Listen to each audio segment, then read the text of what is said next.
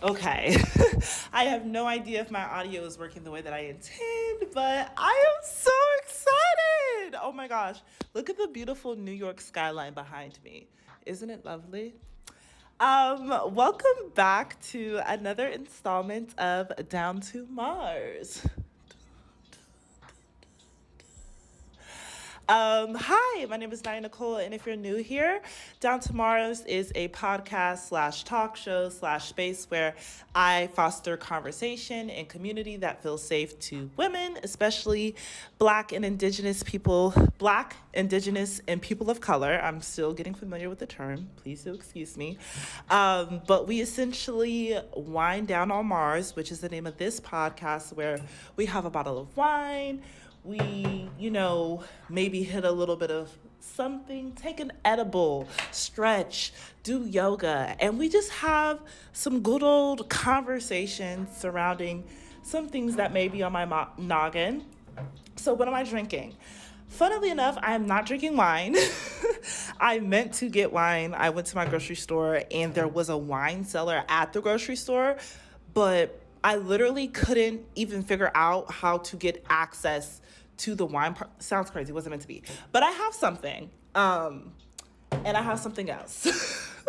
So we're going to talk, we're going to chit chat, we're going to catch up because the last time I spoke to you guys, I was still in Savannah, Georgia, and I was grappling with a lot of things. And the place that I was in, I knew that I was definitely eager to move and start my new chapter, but I didn't know what that looked like. But that ended up with me relocating to New York, and I am beyond excited to give you guys more content and have more conversation with you guys and kind of just go about fostering this space.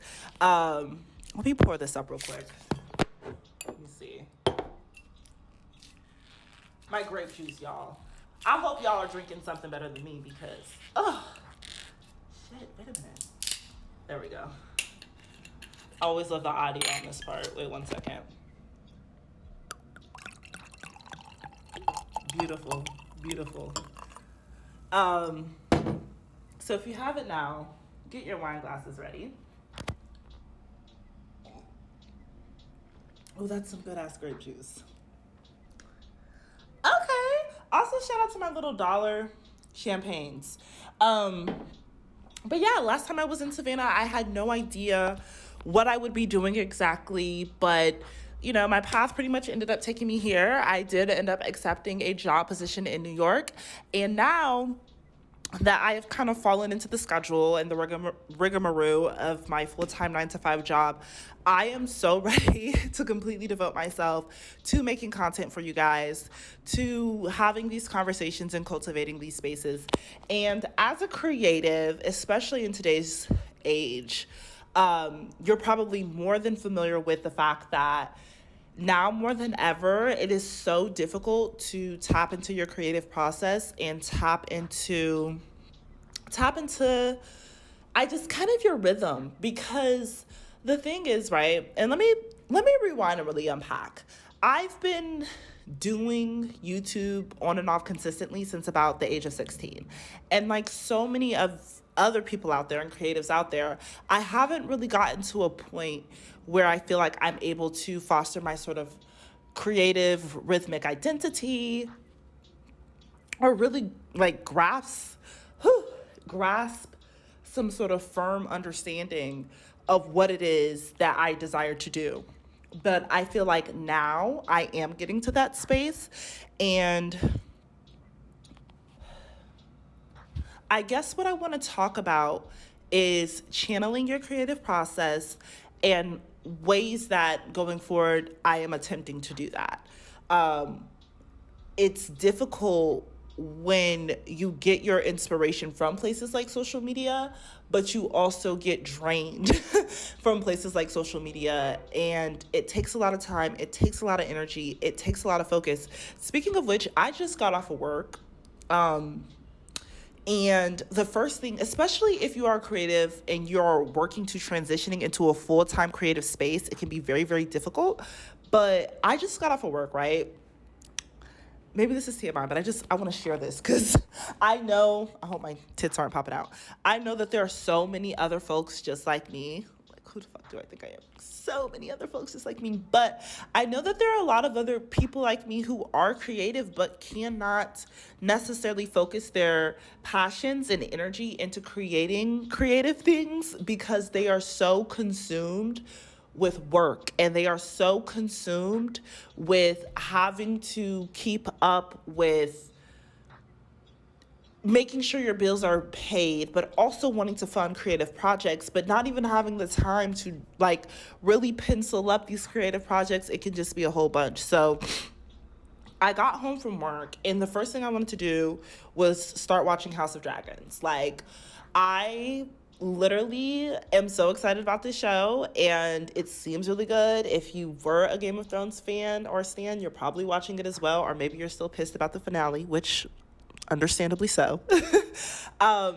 But I was like, you know what? No, let me sit down, let me film. It's something that I said I would be doing. And like, even just making the commitment to just film feels so fucking gratifying.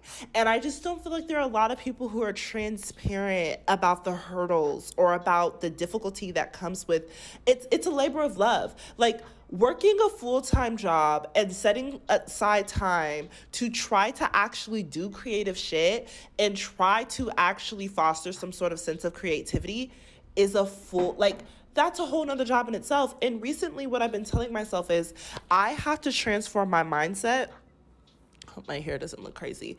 I have to literally transform my mindset to feel like, okay, when I get off of work, when I get off of my traditional 9 to 5,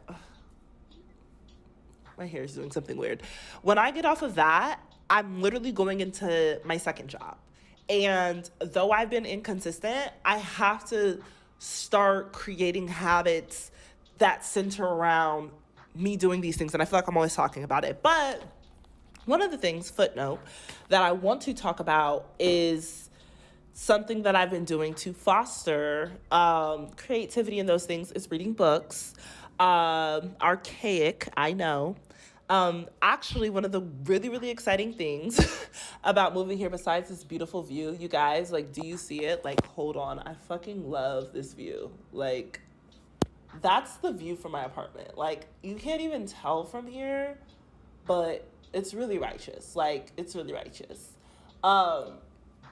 Besides that is I live right across the street from a library, and I am a self-proclaimed lover of libraries, lover of all things booky, lover of all things informative. And this is some good ass grape juice. I can't even lie, y'all. What is this? This is Kadeem? Yo, you did your thing on this one. I don't want to put it by my computer. But the books I've been reading.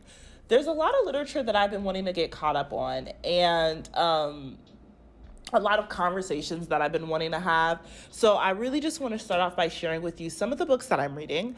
A lot of it is queer literature-based things, just because I'm looking to be more informed about these communities and the literature surrounding them, especially because so much of what we consume as literature is heteronormative literature that it's kind of hard to maybe humanize certain aspects of love when there's only one specific form that you've been learning about. So I'm gonna go through some books I've been reading, and the great things about these books, before I even get into it, is it pulls me away from mindlessly scrolling on my phone for hours and hours at a time.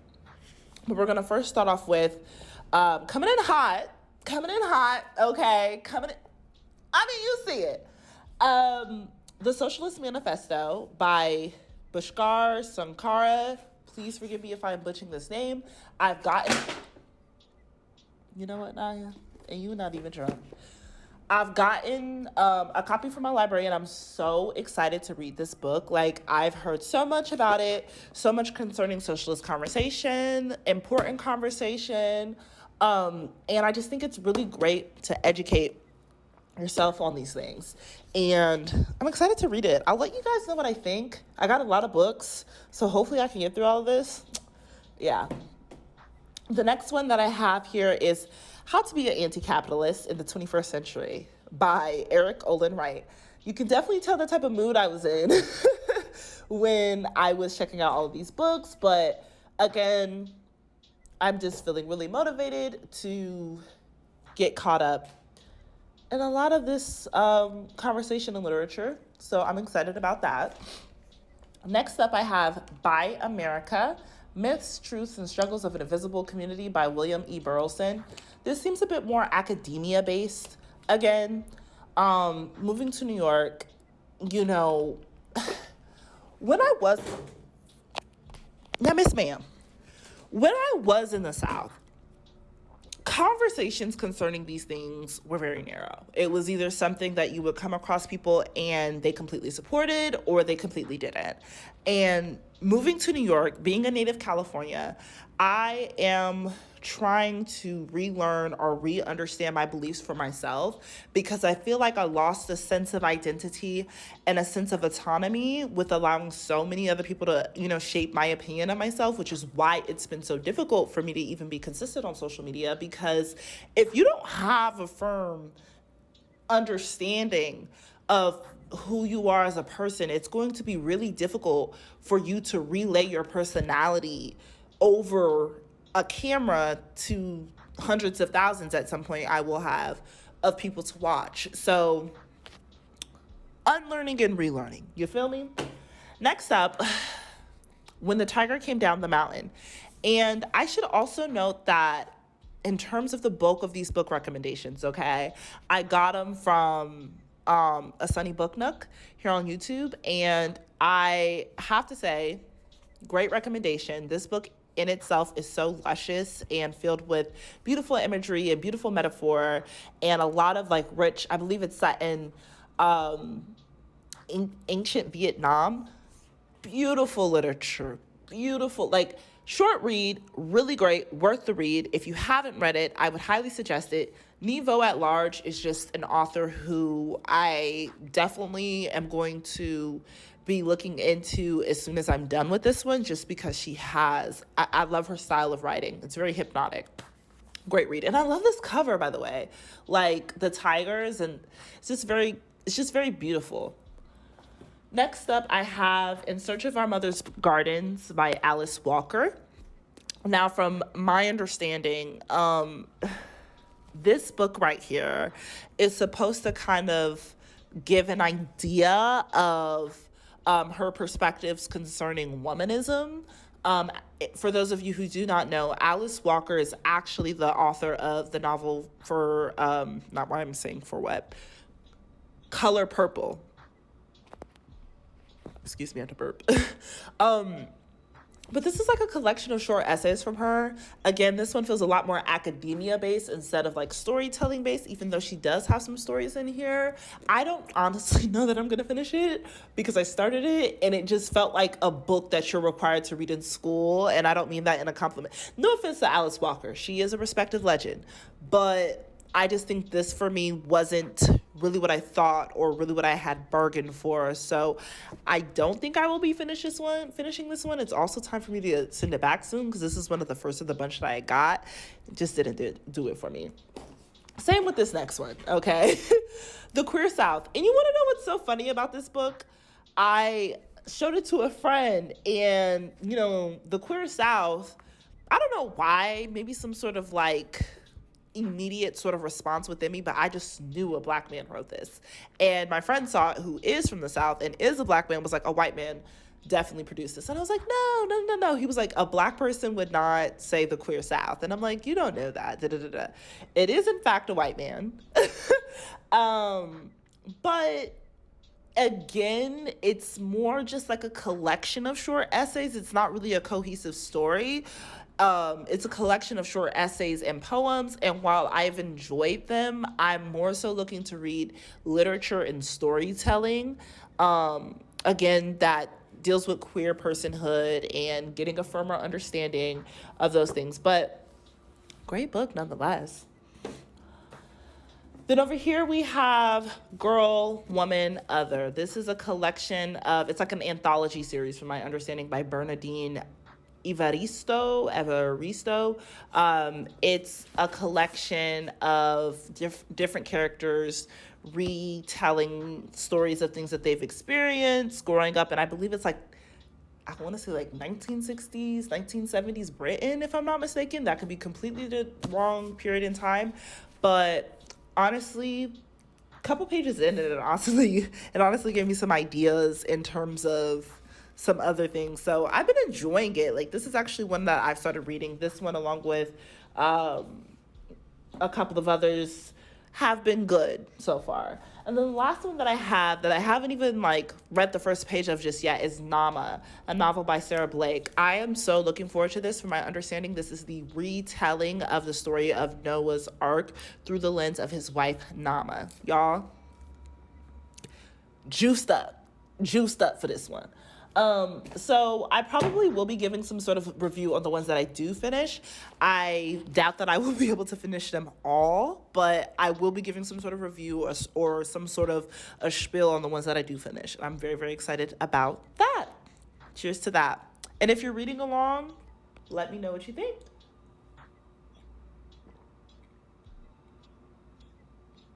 Damn, that's good. It almost tastes like wine. But yeah, I'm hoping that these books are able to help me center some sort of identity again. You know, I've talked about this before.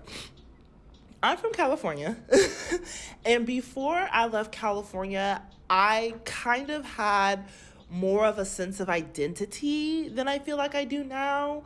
And of course, when you're really, really young, you're really, really confident in things, but I feel like when I went to college, and I feel like when I kind of was thrown into the real world so far away from my family and so far from the home that I knew, I quickly kind of adapted to the environment around me as a means to survive. While there were elements of my personality that remained, I very much so adapted to certain things. And I want to also say a lot of what I learned in the South was enriching. I learned the value of tradition in a lot of aspects. I learned the value of, family. That was a big, big one for me in the South. The family is really a key and integral dynamic that I don't even think I within myself was able to value or really take into my personhood and understand the ways in which the things that I had gone through as a young girl growing up in my family had affected me and maybe even hurt me in some instances. I just was not in a point where I can understand the way things were affecting me, and that's just something that happens in your early 20s. I actually saw a TikTok a while ago that said, sometime in your early 20s, you're going to have a huge falling out with a parent of yours. And I found this so strange because, I did have a bit of a tiff with a parent of mine, and we're all good now. But I found this so strange because it's like, we all really are going through these shared experiences. We all really are going through these shared sort of traumas in certain instances, and it's because we're generationally linked, and our parents went through certain things generationally that make them disconnect from what we are going through generationally. And that's just like the cycle of evolution and the cycle of everything. When you grow up at a certain time, it shapes your identity at a certain time. But again, I guess the theme for all of this is identity. Like, who are we really? What values and what aspects of our morality do we hold dear in our spirits? Because I am a very spiritual person. And, I feel at times this level of confusion in terms of my spiritual navigation. And that is another thing that just isn't talked about. You go up to people and you say, what do you believe? What are your beliefs? And they say, oh, this, and they say, oh, that, and they say, oh, this. And I will be completely frank. I feel like there was a point in time where I did have a very concrete understanding of what it is that I believe spiritually. But there were aspects within that belief system that I questioned or wasn't really at peace with, but made do with due to my comfort of my belief system in other areas. And now it's like, okay, well, I'm really questioning these things. And I don't mean to be vague, but I'm really questioning these things. And it's just like, who am I spiritually? Who are you spiritually? What is it that you feel? What is it that you believe? What is it that you resonate with? And don't run from those aspects of, you know, who you are or your belief system, or those more scary aspects of really understanding what you believe and really understanding what you hold firm to. I think is vital, and I think is extremely important when it comes to navigating who you are as a person. I mean, maybe, you know, you're an atheist, or you're a Buddhist, or, you know, I don't know, whatever your faith is. It just is important to make sure that you are not shaping your spiritual identity solely around what other people have told you is correct.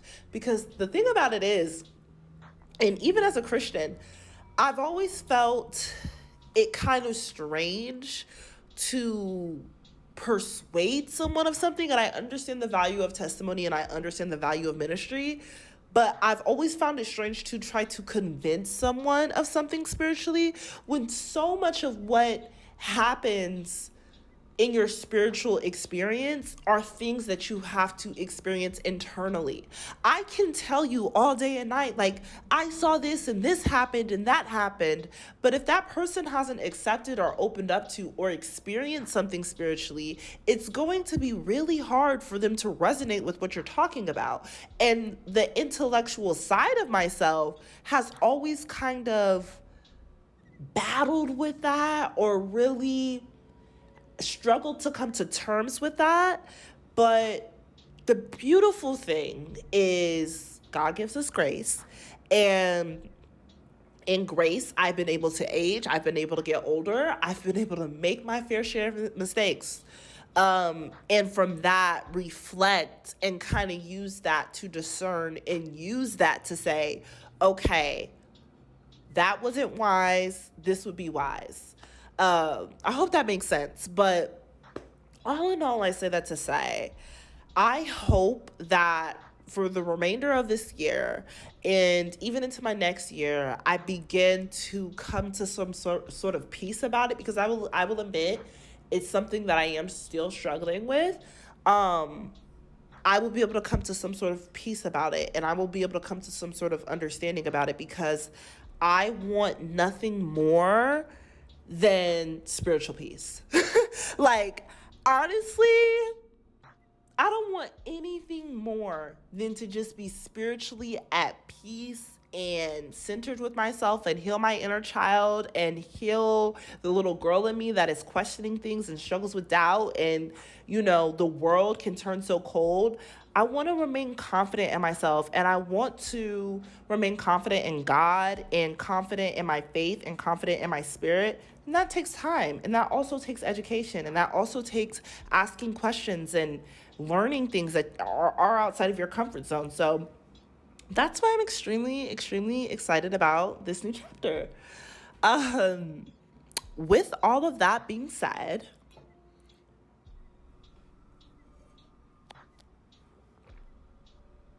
I think for the time being, that sort of concludes everything that I have to say for this particular podcast. And I feel like it concludes it very gracefully so. But I guess I want to know, what is the thing at this specific point in your life that you want more than anything else? Is it peace? Are you concerned about your finances? What is it? Let me know in the comments if you feel comfortable with being open with such a thing. I'd be more than happy to hear from you. And yeah, that feels good. That feels good. Anyways, Thank you so much for tuning into another episode of Down to Mars / Wind Down on Mars. I'm not even 100% sure what I'm calling this series yet. I believe it's going to be Wind Down on Mars. I appreciate your interest. I appreciate your viewership. I don't know. And if this is on my other channel, because I do have 2 channels, you're probably confused, like, where the hell did this come from? I hope you feel interested in staying around and sticking around to see what other content I have planned. And I'll see you somewhere in the galaxy. Bye. Of all the planets in the solar system, Earth and Mars, the 3rd and 4th planets from the Sun, are the most similar. But despite the similarities, Mars is essentially like no other planet. It is a unique world.